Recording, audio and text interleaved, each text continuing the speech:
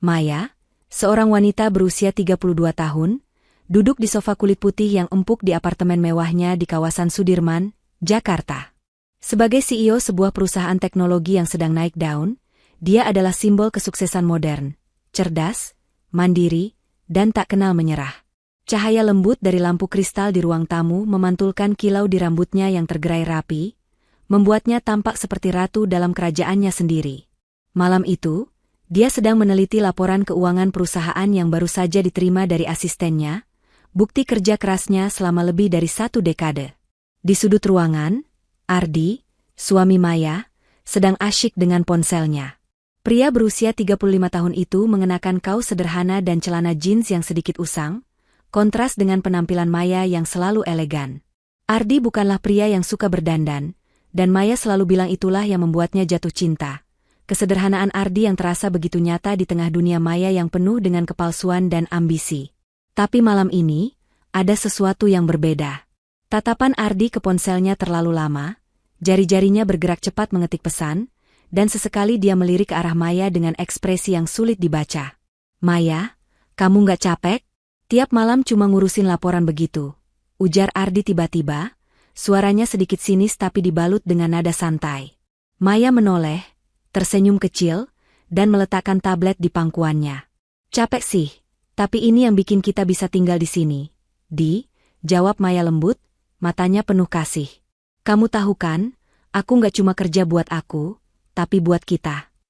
Ardi hanya mengangguk pelan, tapi matanya kembali tertuju pada ponselnya. Maya mencoba mengabaikan firasat aneh yang mulai menggelitik di hatinya. Dia mengalihkan perhatian kembali ke laporan di tangannya, berusaha meyakinkan diri bahwa kebahagiaan mereka masih utuh.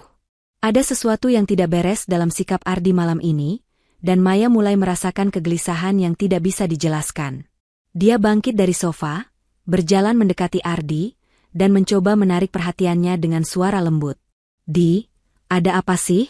Kok kayak orang asing aja?" tanya Maya, nada suaranya bercampur khawatir dan kesal. Ardi menoleh cepat, wajahnya memerah. "Nggak apa-apa, kok," jawabnya, tapi suaranya terdengar datar, hampir dingin. Dia segera kembali fokus ke ponselnya, seolah menghindari tatapan Maya. Maya mengerutkan kening, hatinya terasa teriris. "Kamu yakin? Aku merasa kamu berubah akhir-akhir ini." Dia mendekat, mencoba menyentuh pundak Ardi, tapi pria itu menepis tangannya dengan gerakan halus. "Aku baik-baik saja," katanya cepat, lalu berdiri. "Aku harus keluar kota besok. Urusan pekerjaan. Mungkin beberapa hari." Maya terdiam, terkejut. "Tapi kan." "Penting, Maya," potong Ardi dengan nada tajam. "Aku nggak bisa selalu ngikutin maumu." Dia berjalan menuju kamar tidur, meninggalkan Maya yang terpaku di ruang tamu. Malam itu, Maya tidak bisa tidur. Firasat buruk semakin kuat di dadanya. Ardi, pria yang dulu begitu penuh perhatian padanya, kini terasa seperti orang asing. Dia menatap langit-langit kamar, tangannya membelai perutnya yang mulai membuncit, berjanji pada dirinya sendiri bahwa dia akan menjaga kebahagiaan keluarga kecilnya, apapun yang terjadi. Keesokan harinya, Ardi berangkat pagi-pagi sekali, hanya meninggalkan secari kertas di meja makan bertuliskan, "Jangan tunggu aku." Maya memegang kertas itu, air matanya jatuh. Dia merasa dunianya mulai retak, tapi dia belum tahu seberapa dalam luka yang akan diterimanya. Cahaya pagi menyelinap melalui jendela kaca besar apartemen Maya, menyapu ruang tamu dengan kilauan lembut. Maya berdiri di depan cermin besar di kamar tidur, memandangi pantulan dirinya. Perutnya kini mulai membuncit, tanda kehidupan baru yang tumbuh di dalam rahimnya. Di usia kehamilan 5 bulan, dia merasakan campuran kegembiraan dan kecemasan yang sulit dijelaskan. Setiap tendangan kecil dari bayinya membuatnya tersenyum. Namun bayang-bayang sikap Ardi yang semakin dingin mengintai di sudut pikirannya. Maya mengelus perutnya dengan lembut, berbisik pelan, "Kamu akan jadi kebahagiaanku, ya, sayang." Hari itu, Maya memutuskan untuk mengalihkan perhatiannya dari kekhawatiran tentang Ardi. Dia mengambil tabletnya dan mulai merancang kamar bayi di aplikasi desain interior. Warna-warna lembut seperti biru pastel dan krem mendominasi pilihannya, dengan dekorasi lucu berbentuk awan dan bintang. Dia membayangkan dirinya dan Ardi berdiri bersama di kamar itu, menimang anak mereka sambil tertawa. Gambaran itu begitu indah. Namun ada sedikit rasa pahit di hatinya, karena Ardi tidak berada di sisinya saat ini. Ardi sudah 3 hari tidak pulang sejak keberangkatannya yang mendadak untuk urusan pekerjaan. Maya mencoba menghubunginya beberapa kali, tapi panggilan hanya masuk ke pesan suara, dan pesan singkatnya hanya dijawab dengan balasan pendek seperti, "Sibuk. Nanti aku kabarin." Maya mencoba meyakinkan diri bahwa Ardi memang sedang bekerja keras. Meskipun dia tahu pekerjaan Ardi sebagai konsultan freelance tidak seharusnya membuatnya begitu sulit dihubungi. Pagi itu, Maya memutuskan untuk mengunjungi dokter kandungan untuk pemeriksaan rutin. Di ruang tunggu klinik, dia duduk sendirian, dikelilingi pasangan lain yang tampak bahagia, berbincang dengan penuh kasih sambil menanti giliran. Maya merasa sedikit iri, tapi dia mengusir perasaan itu dengan mengingatkan diri bahwa dia kuat. "Aku bisa melalui ini sendiri kalau perlu," gumamnya dalam hati. Dokter kandungan, Dokter Anita, menyambut Maya dengan senyum hangat. "Bagaimana kabar calon ibu?" "Semuanya baik-baik saja," tanyanya sambil mempersiapkan alat USG. Maya tersenyum kecil. "Sehat, Dok. Bayinya juga aktif sekali." USG dimulai, dan layar menampilkan gambar bayi kecil yang bergerak-gerak. Jantungan Maya berdegup kencang mendengar detak jantung bayinya yang kuat. "Lihat, ini kepalanya, dan ini tangan kecilnya," ujar Dokter Anita sambil menunjuk layar. Maya menatap gambar itu dengan air mata bahagia, membayangkan wajah kecil yang akan segera dia peluk. "Apa suami tidak ikut hari ini?" tanya Dokter Anita sambil mencatat hasil pemeriksaan. Maya terdiam sejenak sebelum menjawab. "Dia sedang di luar kota, Dok. Pekerjaan." Dokter Anita mengangguk, tapi ada sedikit keraguan di matanya. "Penting untuk punya dukungan selama kehamilan, Maya. Kalau ada apa-apa, jangan ragu hubungi saya, ya." Maya mengangguk, mencoba menyembunyikan kegelisahan yang mulai merayap lagi. Dalam perjalanan pulang, dia memutuskan untuk menghibur diri dengan berbelanja kebutuhan bayi. Di toko perlengkapan bayi, Maya memilih pakaian mungil, botol susu, dan selimut lembut dengan motif kelinci.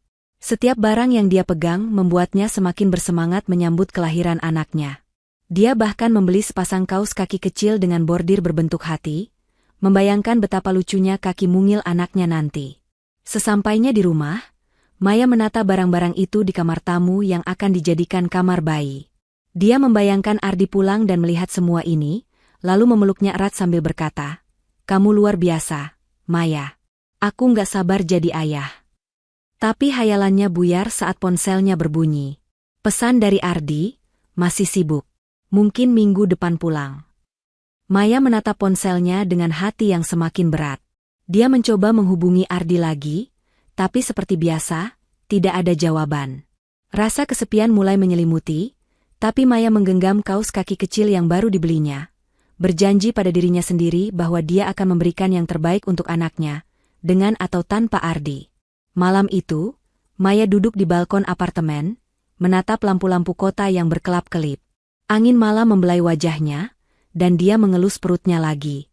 "Kita akan baik-baik saja," bisiknya pada bayinya. Namun, di lubuk hatinya, dia tahu ada badai yang sedang mengintai, meskipun dia belum siap menghadapinya. Sementara itu, di tempat yang jauh, Ardi duduk di sebuah kafe kecil di pinggiran kota. Di hadapannya, seorang wanita berambut panjang tersenyum manis kepadanya. "Kamu yakin gak apa-apa ninggalin dia sendirian?" tanya wanita itu, suaranya lembut tapi penuh makna. Ardi menghela napas, memainkan gelas kopi di tangannya. "Dia kuat. Dia nggak butuh aku," jawabnya, tapi ada nada ragu dalam suaranya. Wanita itu tersenyum kecil, menyentuh tangan Ardi dengan lembut, dan untuk sesaat, Ardi membiarkan sentuhan itu. Di apartemen, Maya menyalakan lampu kecil di samping tempat tidurnya. Dia membuka buku harian yang sudah lama tidak disentuh, menuliskan harapannya untuk anaknya, "Aku ingin kamu tumbuh dengan cinta, keberanian, dan kebahagiaan. Apapun yang terjadi, aku akan selalu ada untukmu." Air matanya jatuh di kertas, tapi dia buru-buru mengusapnya, bertekad untuk tetap kuat. Kehamilan Maya seharusnya menjadi momen penuh kebahagiaan. Tapi bayang-bayang ketidakpastian tentang Ardi mulai merusak mimpinya.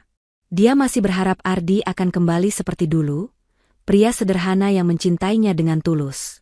Namun, tanpa sepengetahuannya, rahasia besar sedang menunggu untuk mengguncang dunianya.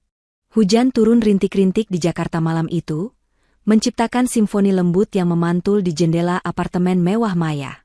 Di dalam, suasana terasa dingin, bukan karena udara malam, tetapi karena kesunyian yang kini sering menyelimuti rumah itu. Maya, kini memasuki trimester akhir kehamilannya, duduk di sofa ruang tamu dengan tangan memegang secangkir teh hangat. Perutnya yang semakin membesar membuatnya sedikit kesulitan bergerak, tapi dia tetap berusaha menjaga rutinitasnya. Di meja di depannya, tabletnya menampilkan laporan keuangan perusahaan, tapi pikirannya tidak sepenuhnya ada di sana. Matanya sesekali melirik ponsel di sampingnya, berharap ada pesan atau panggilan dari Ardi. Sudah 2 minggu sejak Ardi terakhir pulang ke rumah. Alasan, urusan pekerjaan, yang selalu dia gunakan kini terasa seperti mantra kosong yang diulang-ulang. Maya berulang kali mencoba menghubunginya, tapi jawabannya selalu sama, pesan singkat yang dingin atau panggilan yang tidak diangkat. Malam ini, dia mencoba lagi, mengetik pesan dengan hati-hati, aku besok ada USG lagi. Bisa pulang nggak? Aku kangen. Dia menatap layar ponsel selama beberapa menit, tapi tidak ada balasan. Akhirnya, dia meletakkan ponsel dengan napas berat, mencoba menahan air mata yang mulai menggenang. Maya bukan tipe wanita yang mudah menyerah, baik dalam bisnis maupun kehidupan pribadi. Namun, sikap Ardi yang semakin jauh membuatnya mulai mempertanyakan segalanya. Dulu, Ardi adalah pria yang selalu ada di sisinya, meski dengan caranya yang sederhana. Dia ingat malam-malam ketika mereka baru menikah, saat Ardi akan memasak makan malam sederhana di dapur kecil apartemen lama mereka, sambil bercanda tentang impian mereka membangun keluarga. Kini, pria itu terasa seperti bayangan yang semakin memudar. Pagi berikutnya, Maya bersiap untuk pergi ke dokter kandungan sendirian lagi. Saat dia mengenakan mantel di depan cermin, ponselnya berbunyi. Jantungnya berdegup kencang, berharap itu Ardi. Tapi layar menunjukkan nama, Rina, sahabatnya sejak kuliah. Maya mengangkat telepon dengan senyum tipis. "Mei, apa kabar? Kok suaramu lelet gitu?" tanya Rina dengan nada ceria yang khas. Maya terkekeh pelan, berusaha menyembunyikan kegelisahannya. "Biasa, Rin. Capek aja, perut udah besar banget." "Ardi mana? Nemenin kamu nggak ke dokter?" tanya Rina, suaranya sedikit curiga. Maya terdiam sejenak sebelum menjawab. "Dia lagi di luar kota. Kerjaan." Rina tidak langsung menjawab, dan Maya bisa merasakan keraguan di ujung telepon. "Mei, aku nggak mau ikut campur. Tapi, kamu yakin Ardi beneran sibuk kerja? Aku lihat dia kemarin di mall, sama cewek lain." Kata-kata Rina seperti petir di siang bolong. Maya merasakan dadanya sesak, tapi dia berusaha tetap tenang. "Mungkin cuma teman kerja, Rin. Kamu tahu kan, dia konsultan, ketemu banyak orang." "Mei, aku tahu kamu kuat, tapi jangan tutup mata. Aku khawatir," ujar Rina dengan nada serius. "Cewek itu, entah kenapa, aku merasa nggak enak." Maya menutup telepon dengan janji akan bicara lebih lanjut nanti, tapi kata-kata Rina terus bergema di kepalanya. Dia mencoba mengusir pikiran buruk itu, tapi benih kecurigaan sudah tertanam. Sepanjang perjalanan ke klinik, dia terus memikirkan Ardi. Apakah mungkin pria yang dia cintai, yang dia nikahi meski banyak orang mempertanyakan pilihannya, benar-benar menyimpan rahasia? Di klinik, Dokter Anita menyambutnya dengan senyum seperti biasa, tapi Maya merasa sulit untuk fokus. Saat USG menunjukkan bayinya yang semakin besar, dia hanya bisa tersenyum setengah hati. "Semuanya sehat, Maya. Bayinya kuat, seperti ibunya," kata Dokter Anita, mencoba menghibur. Tapi Maya hanya mengangguk. Pikirannya terpecah antara kebahagiaan melihat anaknya dan kekhawatiran tentang Ardi. Malam itu, saat Maya sedang menyiapkan makan malam, ponsel Ardi akhirnya berbunyi. Maya buru-buru mengangkat, hatinya penuh harap. Kamu di mana? Aku kangen," katanya dengan suara lembut, berusaha menahan emosi. "Aku masih di Bandung, Mei. Kerjaan belum selesai, jawab Ardi, suaranya terdengar tergesa. Di latar belakang, Maya mendengar suara wanita yang samar, seperti tawa kecil. Jantungnya seperti terhenti. Itu suara siapa? Tanya Maya, suaranya mulai bergetar. Ardi terdiam sejenak sebelum menjawab. Oh, itu cuma teman kerja. Kami lagi meeting di kafe. Maya ingin percaya, tapi ada nada dalam suara Ardi yang terasa asing. Kapan kamu pulang? Tanyanya, mencoba tetap tenang. Mungkin lusa. Aku coba cepet. Ya, jawab Ardi, lalu buru-buru menutup telepon. Maya menatap ponselnya dengan tangan gemetar. Dia mencoba meyakinkan diri bahwa Ardi tidak akan mengkhianatinya, bahwa semua ini hanya paranoia karena kehamilannya membuatnya lebih sensitif. Tapi firasat buruk itu semakin kuat, seperti awan gelap yang menggantung di atas kepalanya. Beberapa hari kemudian, Maya memutuskan untuk memeriksa rekening bank bersama mereka, sesuatu yang selama ini dia serahkan pada Ardi karena kepercayaannya. Dia terkejut melihat beberapa transaksi besar yang tidak bisa dijelaskan, penarikan tunai dan pembayaran ke akun yang tidak dikenalnya. Ketika dia mencoba menghubungi Ardi untuk bertanya, ponselnya mati. Untuk pertama kalinya, Maya merasa benar-benar sendirian. Malam itu, dia duduk di kamar bayi yang belum selesai dihias, memegang kaos kaki kecil yang dia beli beberapa minggu lalu. Air matanya jatuh, tapi dia buru-buru mengusapnya. Aku nggak akan menyerah, bisiknya pada dirinya sendiri. Demi kamu, anakku, aku akan tetap kuat. Namun, di lubuk hatinya, Maya tahu bahwa kebenaran yang pahit sedang menunggu untuk terungkap. Setiap panggilan yang tidak dijawab, setiap alasan yang tidak masuk akal, adalah tanda-tanda bahwa dunianya yang selama ini dia bangun dengan susah payah mulai runtuh. Dan meski dia berusaha mempertahankan harapan, ada bagian dari dirinya yang mulai bersiap menghadapi badai yang akan datang. Hujan deras mengguyur Jakarta malam itu, seolah langit ikut menangis bersama Maya. Di kamar tidurnya, Maya terbangun dengan rasa sakit yang tajam di perutnya. Napasnya tersengal, keringat dingin membasahi dahinya. Dia memegang perutnya yang sudah sangat membesar, merasakan kontraksi yang semakin kuat. Sudah waktunya, gumamnya dengan suara gemetar, campuran antara kegembiraan dan ketakutan. Dia segera meraih ponselnya, menelpon Ardi dengan tangan bergetar. Aku mau lahiran. Tolong pulang sekarang, katanya, suaranya penuh harap meski firasat buruk masih menghantui. Namun, seperti biasa, panggilan itu hanya masuk ke pesan suara. Maya mencoba lagi, sekali, dua kali, tapi tidak ada jawaban. Dia menggigit bibir, menahan air mata, lalu mengetik pesan singkat. Aku masuk rumah sakit. Aku butuh kamu. Tidak ada balasan. Rasa sakit di perutnya semakin menjadi, dan Maya tahu dia tidak bisa menunggu lebih lama. Dengan susah payah, dia menghubungi Rina, sahabatnya, yang langsung berjanji akan segera datang. Rina tiba dalam waktu singkat, wajahnya penuh kekhawatiran saat melihat Maya meringis kesakitan di sofa. Mei, tenang, aku bawa kamu ke rumah sakit sekarang, ujar Rina sambil membantu Maya berdiri. Dalam perjalanan ke rumah sakit, Maya mencengkeram tangan Rina erat-erat, berusaha mengalihkan pikirannya dari rasa sakit dan kekecewaan terhadap Ardi. Kenapa dia nggak ada? Rin, bisik Maya, suaranya parau. Aku cuma pengen dia di sini. Rina menggenggam tangan Maya, matanya penuh empati. Kamu nggak sendiri, Mei. Aku di sini. Kita lewati ini bareng, ya? Maya mengangguk lemah, tapi hatinya terasa hancur. Dia tidak pernah membayangkan akan menghadapi momen besar seperti ini tanpa suaminya. Sesampainya di rumah sakit, Maya segera dibawa ke ruang bersalin. Dokter dan perawat bergerak cepat, mempersiapkan segala kebutuhan untuk kelahiran. Dokter Anita, dokter kandungan Maya, hadir dengan senyum menenangkan. Maya, kamu kuat. Bayimu juga kuat.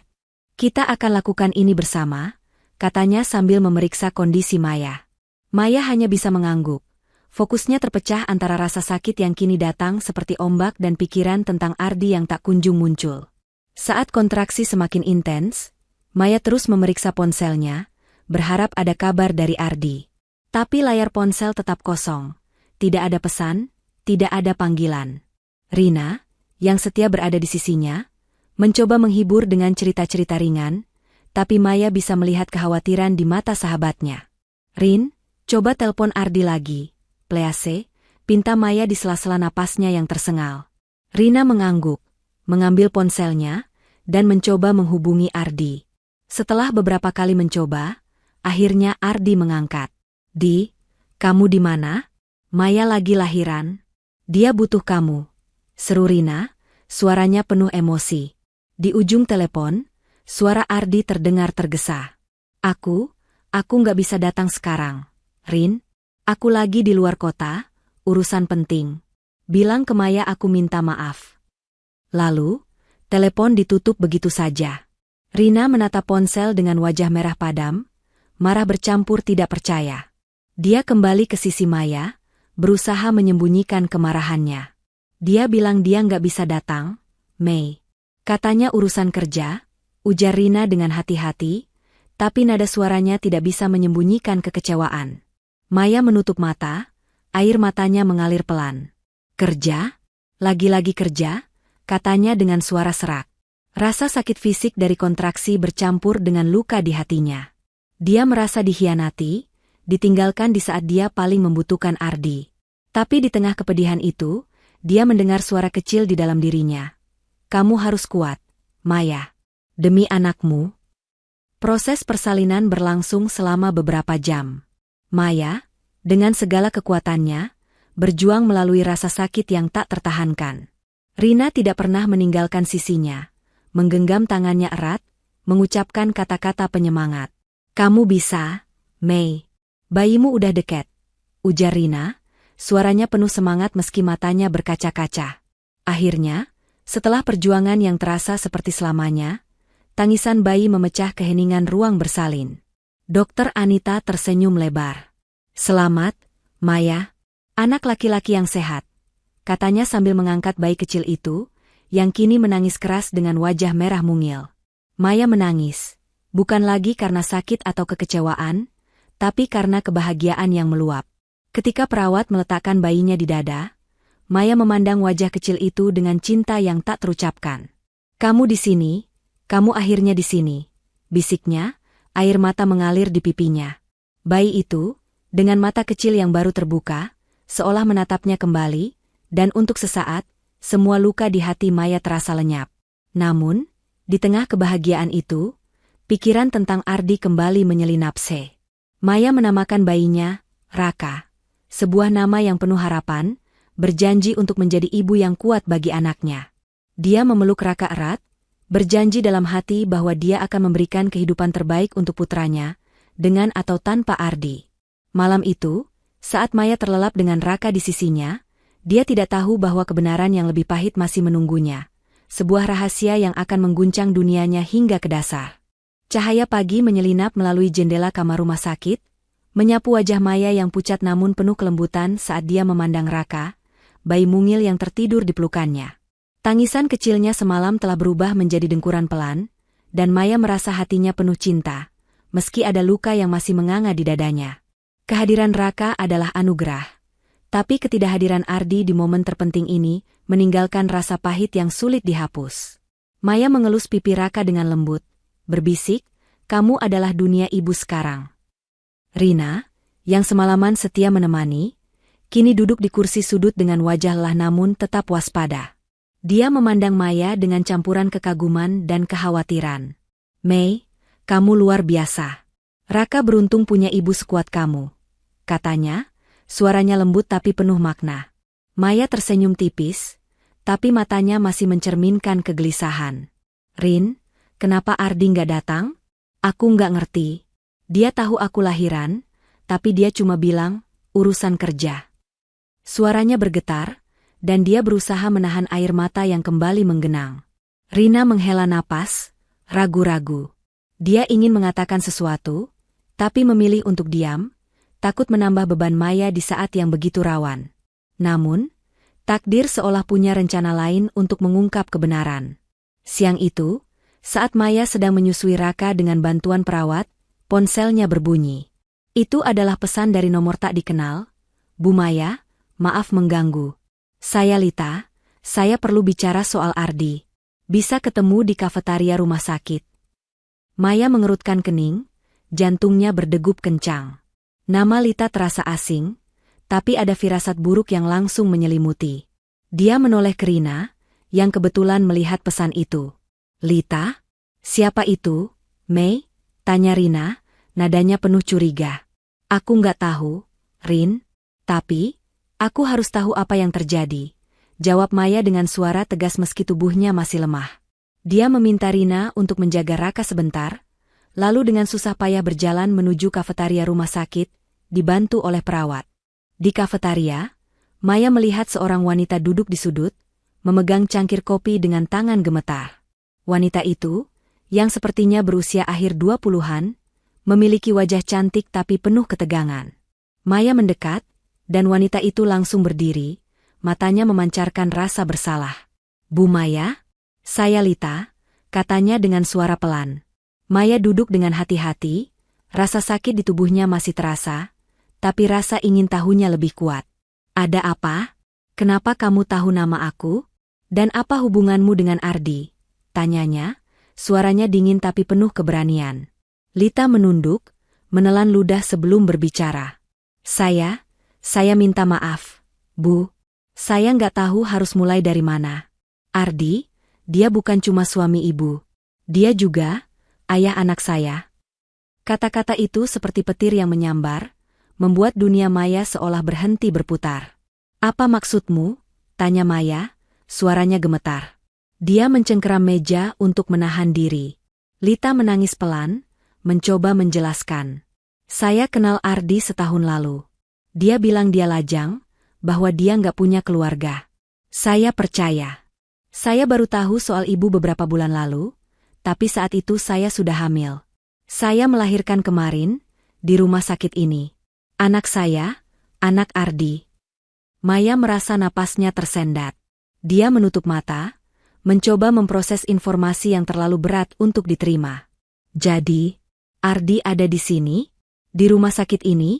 Tanyanya, suaranya hampir tak terdengar. Lita mengangguk pelan. Dia nemenin saya semalam. Dia bilang dia nggak bisa ninggalin saya karena saya sendirian. Saya nggak tahu ibu juga lahiran di sini sampai tadi pagi. Maya merasa dunianya runtuh. Ardi, pria yang dia cintai, yang dia percayai, tidak hanya mengkhianatinya, tapi juga memilih berada di sisi wanita lain saat dia berjuang melahirkan anak mereka. Rasa sakit fisik dari persalinan terasa tidak seberapa dibandingkan luka di hatinya saat ini. Dia menatap Lita dengan mata berkaca-kaca, tapi ada kekuatan dalam dirinya yang mulai bangkit. Di mana dia sekarang? Tanya Maya, suaranya kini lebih tegas. Lita menunjuk ke arah koridor menuju ruang rawat inap. Dia di kamar saya, di lantai 3. Tanpa kata-kata lagi, Maya berdiri, mengabaikan rasa sakit di tubuhnya.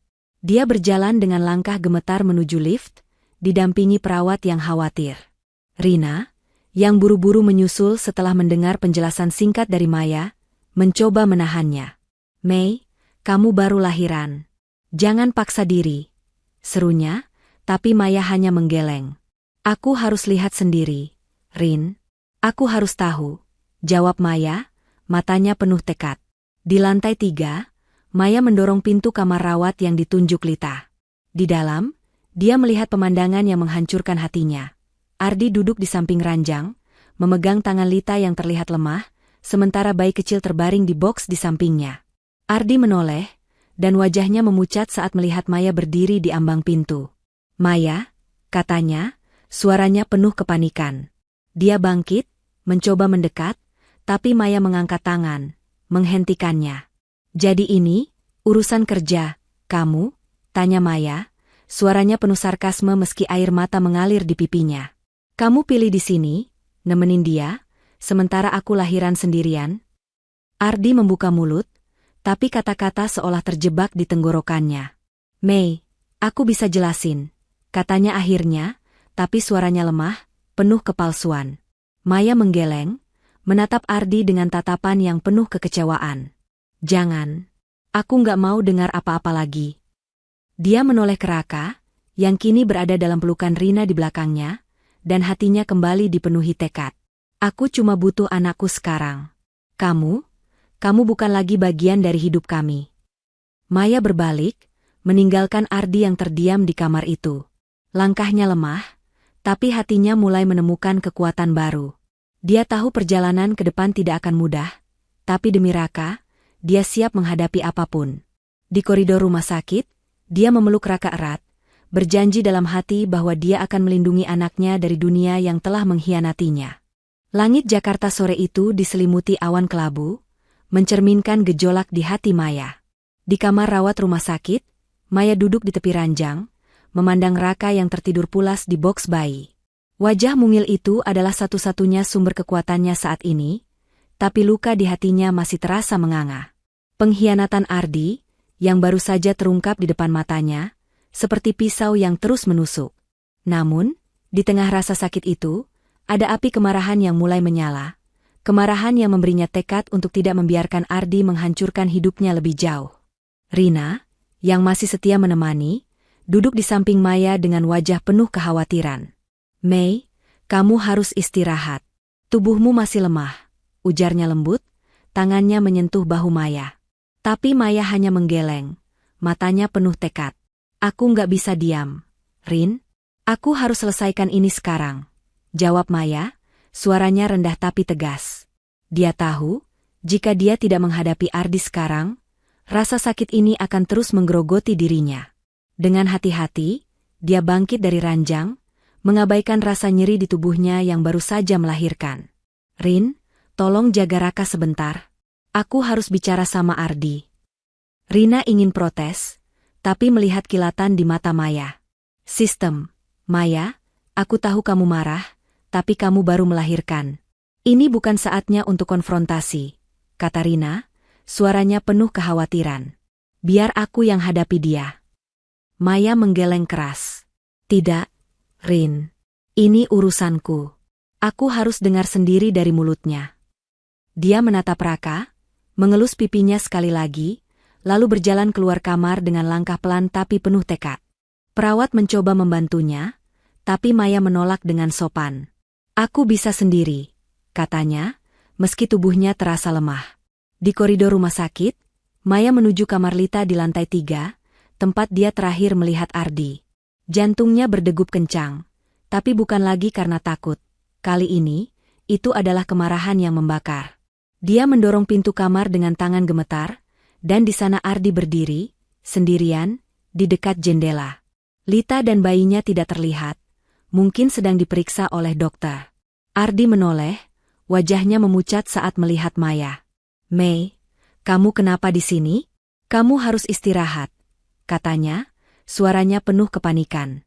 Dia melangkah mendekat, tapi Maya mengangkat tangan, menghentikannya.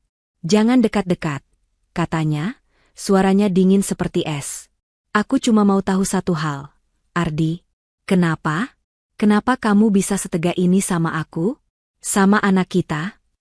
Ardi menunduk, menghindari tatapan Maya. "Mei, ini nggak seperti yang kamu pikir," mulainya, suaranya lemah. "Lita, dia cuma teman. Dia hamil, dan aku nggak bisa ninggalin dia sendirian." Maya tertawa pahit, air mata mengalir di pipinya, tapi dia tidak lagi terlihat rapuh. "Teman? Ardi, aku lihat kamu pegang tangannya. Dia bilang itu anakmu. Kamu masih berani bohong di depan mataku."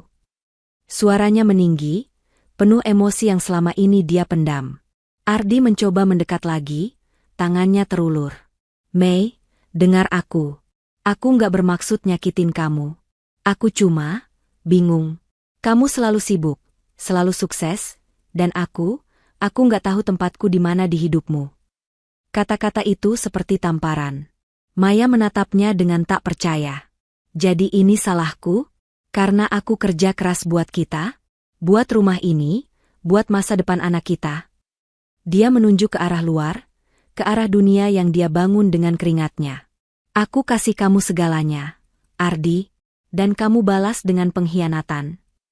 Ardi terdiam, wajahnya penuh penyesalan, tapi Maya tidak melihat ketulusan di matanya. "Aku minta maaf, Mei. Aku salah. Tapi aku janji, aku akan perbaiki ini. Kita bisa mulai lagi." "Tidak, potong Maya, suaranya menggelegar meski tubuhnya lemah. Kamu pikir aku akan memaafkan ini? Kamu ninggalin aku lahiran sendirian demi wanita lain. Anakmu yang lain. Air matanya mengalir deras, tapi dia mengusapnya dengan kasar. Aku nggak akan kasih kamu kesempatan lagi, Ardi. Ardi terduduk di kursi, wajahnya terkubur di tangannya. Mei, tolong, aku nggak punya apa-apa tanpa kamu, katanya, suaranya parau. Aku merasa kecil di sampingmu. Maya menatapnya, dan untuk pertama kalinya, dia melihat Ardi apa adanya. Bukan pria sederhana yang dia cintai, tapi seseorang yang lemah, yang memilih mengkhianati daripada menghadapi ketidakmampuannya sendiri. Itu bukan alasan, Ardi, katanya dingin. Kamu yang memilih jalan ini. Sekarang, tanggung akibatnya. Dia berbalik, meninggalkan Ardi yang terdiam di kamar itu. Di koridor, dia bersandar ke dinding, napasnya tersengal. Rasa sakit di tubuh dan hatinya terasa tak tertahankan. Tapi dia menolak menyerah. Dia kembali ke kamarnya, di mana Rina dan Raka menunggu. Melihat wajah mungil anaknya, Maya merasakan kekuatan baru mengalir dalam dirinya. Dia nggak layak buat kamu, Mei, ujar Rina, memeluknya erat. Kamu lebih baik dari ini. Maya mengangguk, memeluk Raka yang mulai menggeliat. Aku tahu, Rin. Aku cuma perlu waktu, tapi aku nggak akan biarin dia hancurin hidupku. Dia menatap keluar jendela, ke langit yang mulai cerah. Aku akan lindungi Raka, dan aku akan bangun lagi. Di dalam hatinya, Maya mulai merancang langkah berikutnya. Dia tahu perjuangan ini belum selesai, tapi dia bukan lagi wanita yang akan membiarkan dirinya diinjak-injak. Ardi telah mengkhianatinya, tapi dia tidak akan membiarkan pengkhianatan itu mendefinisikan masa depannya. Dengan Raka di sisinya, Maya bersumpah untuk menjadi lebih kuat dari sebelumnya. Langit Jakarta pagi itu cerah, sinar matahari menyelinap melalui jendela kamar rumah sakit, menyapa Maya yang sedang menggendong Raka dengan penuh kasih. Bayi kecil itu menggeliat, matanya yang bening menatap wajah ibunya seolah memahami beban yang dipikulnya. Maya tersenyum lembut, meski hatinya masih terasa perih setelah konfrontasi dengan Ardi kemarin. Pengkhianatan suaminya seperti luka yang masih berdarah, tapi kehadiran Raka memberinya alasan untuk terus melangkah. Kamu adalah kekuatanku, sayang, bisiknya, mencium kening Raka dengan penuh cinta. Rina, yang baru saja kembali dari kafetaria dengan membawa secangkir kopi untuk Maya, duduk di samping ranjang. Mei, kamu yakin mau pulang hari ini? Dokter bilang kamu boleh istirahat 1 hari lagi, ujarnya, wajahnya penuh kekhawatiran. Maya menggeleng pelan.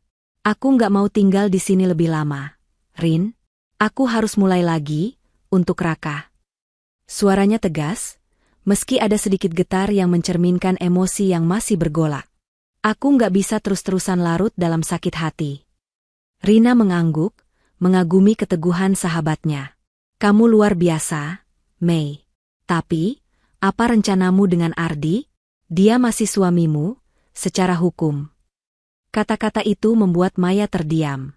Dia tahu Rina benar, Ardi masih memiliki hak atas hidupnya, setidaknya secara legal. Tapi setelah apa yang dia lihat dan dengar, dia tidak bisa membayangkan membiarkan Ardi tetap menjadi bagian dari masa depannya. Aku akan urus itu, Rin. Aku nggak akan biarin dia ambil apapun dari aku atau Raka. Jawabnya, matanya penuh tekad. Setelah keluar dari rumah sakit, Maya kembali ke apartemen mewahnya di Sudirman. Begitu memasuki rumah, aroma familiar tempat itu terasa berbeda. Dingin, sepi, dan penuh kenangan yang kini terasa seperti dusta. Dia meletakkan Raka di boks bayi yang sudah disiapkan di kamar tamu, lalu duduk di sofa, menatap ruang tamu yang dulu penuh tawa bersama Ardi.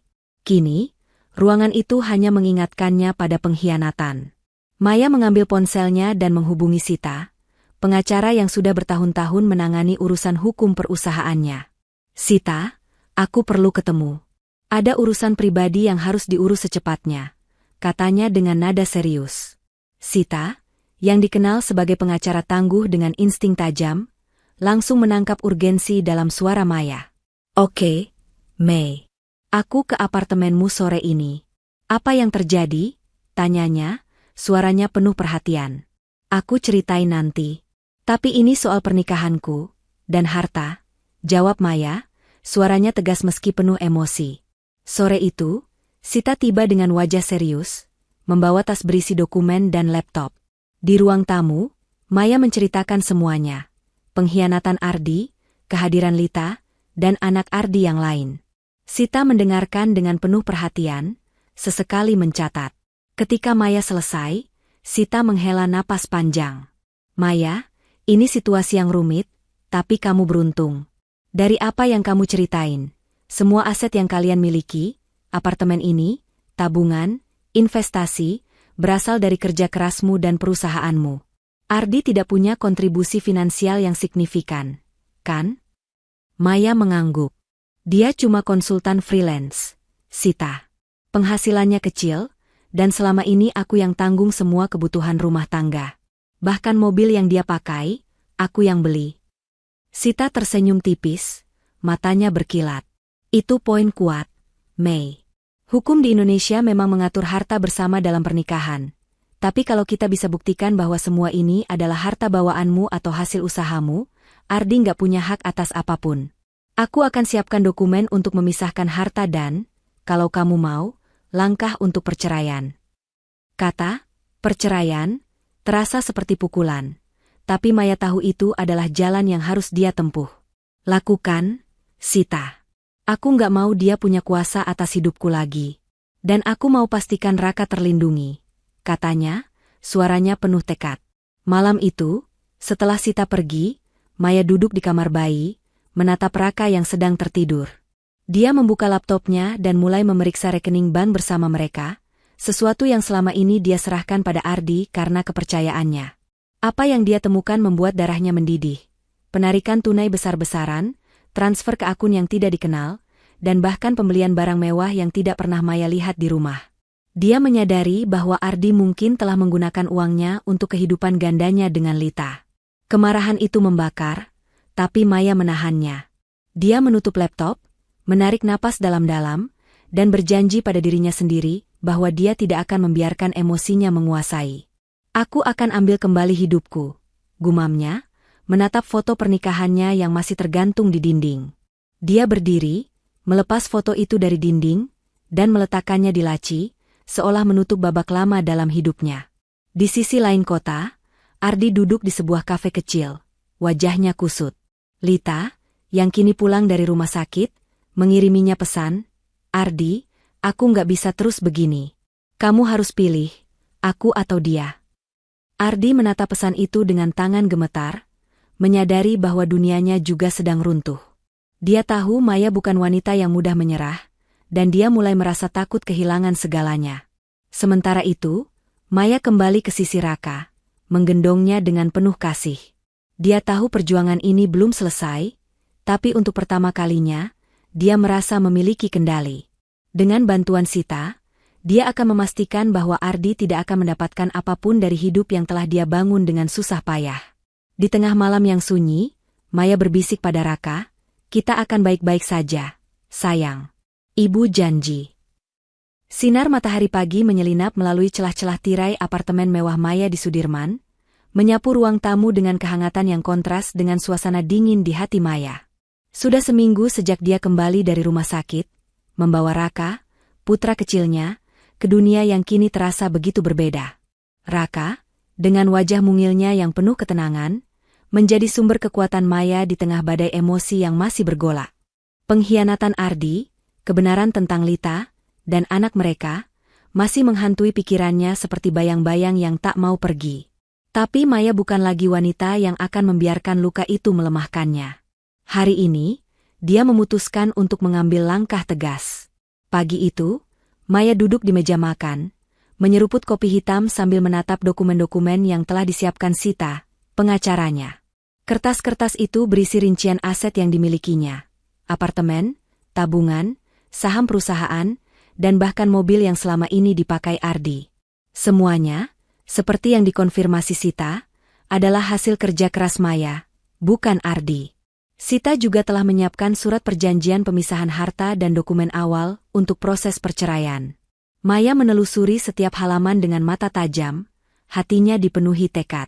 Dia nggak akan dapat apa-apa, gumamnya, jari-jarinya mencengkeram pena dengan erat. Tiba-tiba, bunyi bel pintu memecah keheningan. Maya mengerutkan kening, tidak mengharapkan tamu pagi ini. Dia berjalan ke pintu, mengintip melalui lubang kunci, dan jantungnya seperti terhenti. Ardi berdiri di sana, wajahnya kusut, pakaiannya sedikit acak-acakan, jauh dari pria yang dulu dia kenal. Maya menarik napas dalam-dalam, mengumpulkan keberanian, lalu membuka pintu. "Mei," Ardi memulai, suaranya penuh keraguan. Dia melangkah masuk tanpa diminta, tapi Maya mengangkat tangan, menghentikannya di ambang pintu. "Jangan masuk, Ardi," katanya dingin. "Kamu nggak punya hak lagi di rumah ini."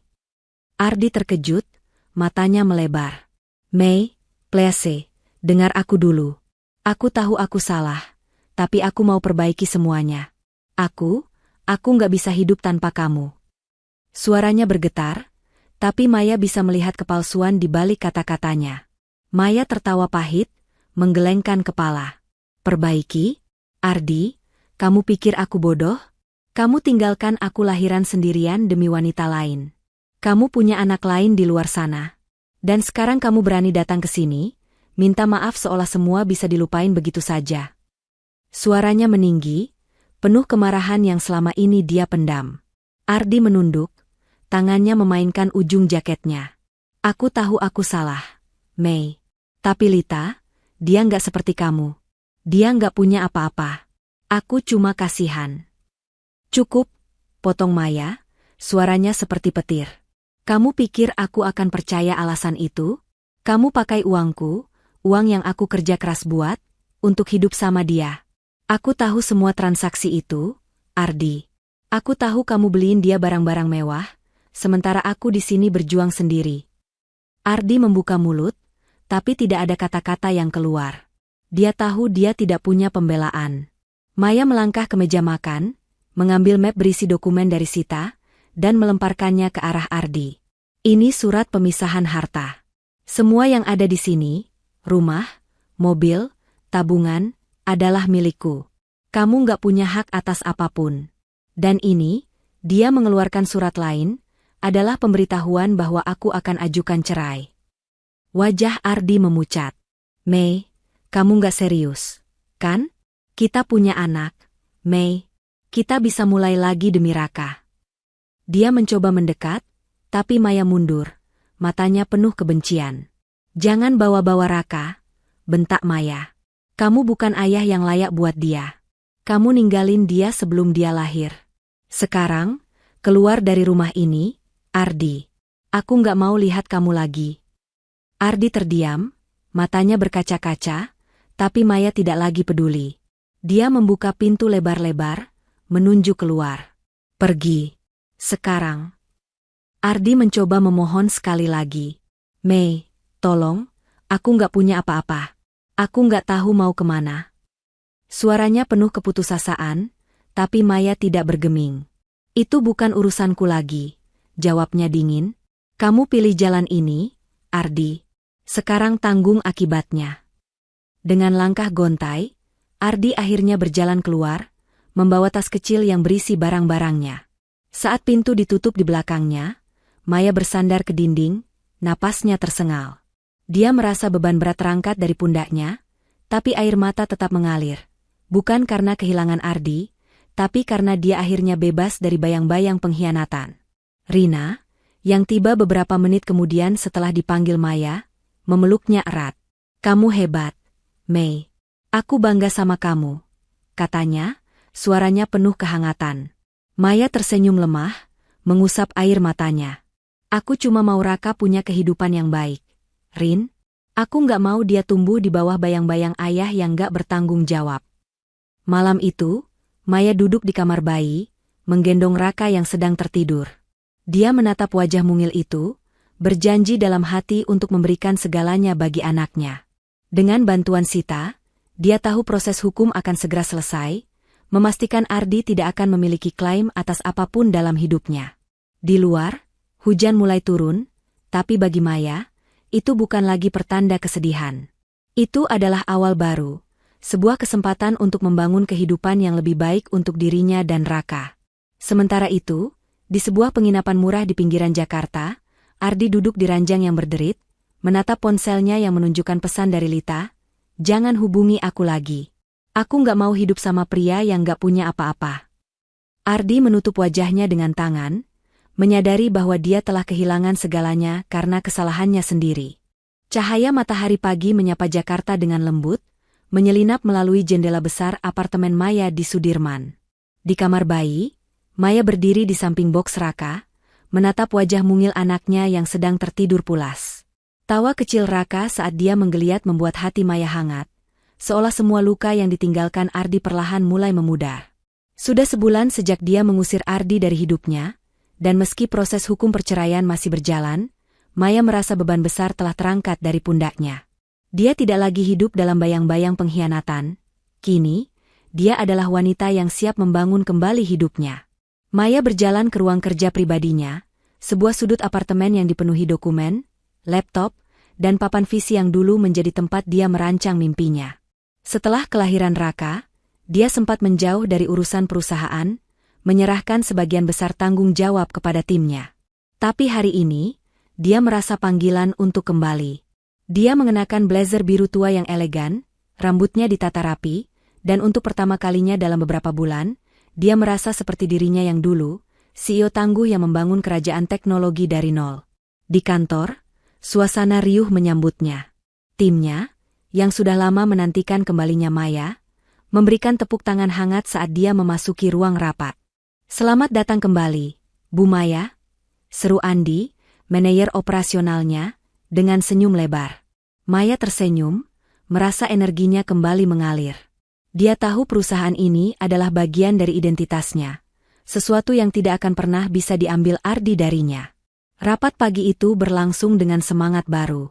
Maya memimpin dengan penuh percaya diri, mendiskusikan strategi ekspansi baru dan peluncuran produk terbaru. Setiap kata yang dia ucapkan penuh keyakinan, seolah dia ingin membuktikan, kepada dunia dan dirinya sendiri, bahwa pengkhianatan Ardi tidak akan menghentikannya. "Kita akan bawa perusahaan ini ke level berikutnya," katanya dengan mata berkilat, dan ruangan itu dipenuhi semangat yang menular. Setelah rapat, Maya duduk di kantor pribadinya, menatap foto Raka yang kini terpajang di meja. Dia teringat pada malam-malam ketika dia merasa dunia runtuh, ketika Ardi meninggalkannya sendirian di rumah sakit. Tapi sekarang, dia merasa lebih kuat dari sebelumnya. "Kamu yang bikin ibu bangkit, sayang," gumamnya, tersenyum pada foto itu. Sore itu, Maya bertemu dengan Sita, pengacaranya, untuk membahas perkembangan proses hukum. Sita membawa kabar baik. Pengadilan telah menyetujui pemisahan harta, memastikan bahwa semua aset tetap menjadi milik Maya. "Ardi tidak punya dasar hukum untuk klaim apapun," ujar Sita dengan senyum puas. "Dan proses perceraian sudah di tahap akhir.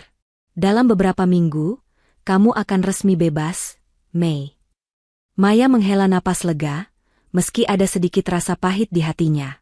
Dia tidak pernah membayangkan pernikahannya akan berakhir seperti ini, tapi dia tahu ini adalah jalan terbaik. "Terima kasih, Sita. Aku cuma mau Raka punya masa depan yang aman," katanya, suaranya penuh kelegaan.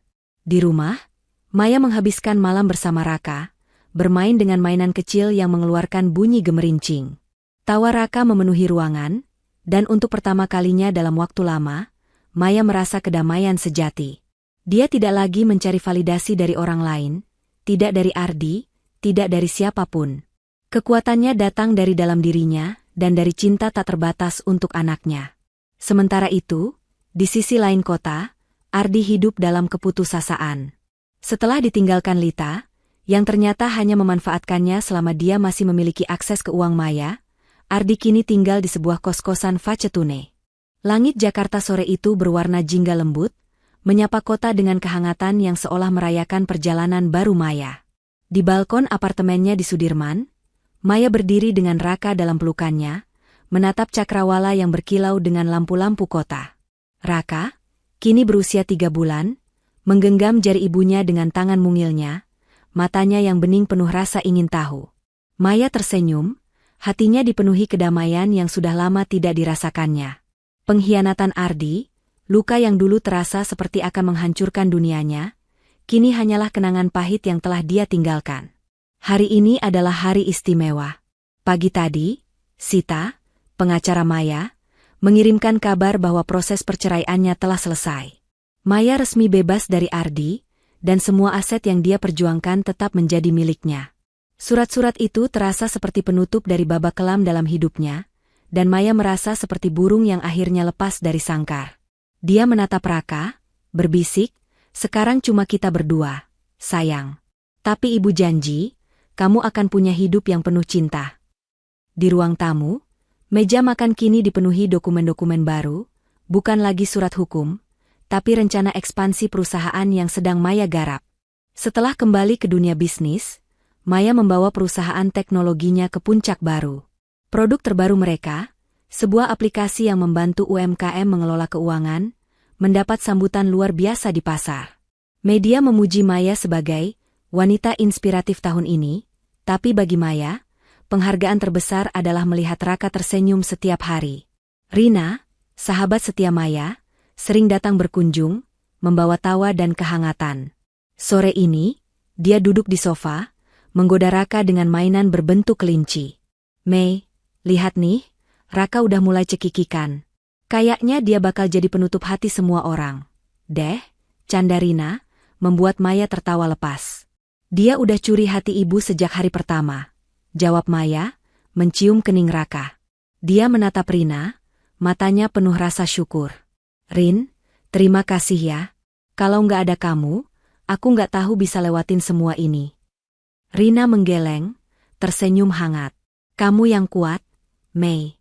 Aku cuma cheerleader. Kamu yang lawan semua badai itu sendiri." Maya mengangguk, tahu bahwa perjuangannya memang tidak mudah. Dia masih ingat malam-malam ketika air mata menjadi temannya, ketika dia mempertanyakan nilai dirinya setelah pengkhianatan Ardi. Tapi setiap kali dia merasa jatuh, wajah Raka dan dukungan dari orang-orang seperti Rina dan timnya mengingatkannya untuk bangkit. Dia belajar satu hal penting. Kebahagiaan sejati tidak datang dari orang lain, tapi dari kekuatan dalam dirinya sendiri. Di sisi lain kota, Ardi hidup dalam bayang-bayang keputusasaan-nya sendiri. Setelah ditinggalkan Lita, yang ternyata hanya memanfaatkannya demi uang, Ardi kini bekerja sebagai karyawan biasa di sebuah perusahaan kecil.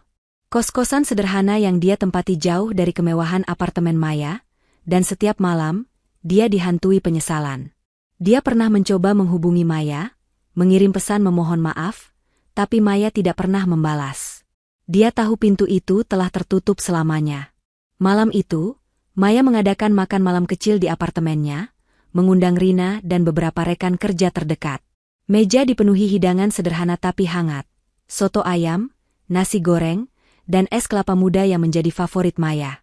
Tawa dan cerita mengalir, dan untuk pertama kalinya, Maya merasa rumahnya kembali hidup. Raka, yang digendong bergiliran oleh tamu-tamu, menjadi pusat perhatian dengan senyumnya yang menggemaskan. Setelah tamu-tamu pulang, Maya duduk di kamar bayi, menimang Raka yang mulai mengantuk. Dia membuka buku harian yang dulu menjadi tempat dia mencurahkan hati. Di halaman baru, dia menulis, "Hari ini, aku belajar bahwa cinta sejati adalah yang kita berikan pada diri sendiri dan orang-orang yang benar-benar berarti. Raka, kamu adalah anugerahku. Bersamamu, ibu siap menaklukkan dunia." Dia menutup buku itu, menatap Raka dengan penuh harapan. Pengkhianatan Ardi telah mengajarkannya untuk tidak lagi mempercayai seseorang begitu saja, tapi juga membuatnya menemukan kekuatan yang tidak pernah dia tahu dia miliki. Dia bukan lagi Maya yang bergantung pada cinta seorang pria. Dia adalah Maya, ibu tunggal yang tangguh, pengusaha sukses, dan wanita yang telah menemukan kedamaian dalam kemandiriannya. Di luar, bintang-bintang berkelap-kelip di langit Jakarta, seolah merayakan perjalanan Maya. Dia memeluk Raka erat, tersenyum menatap masa depan.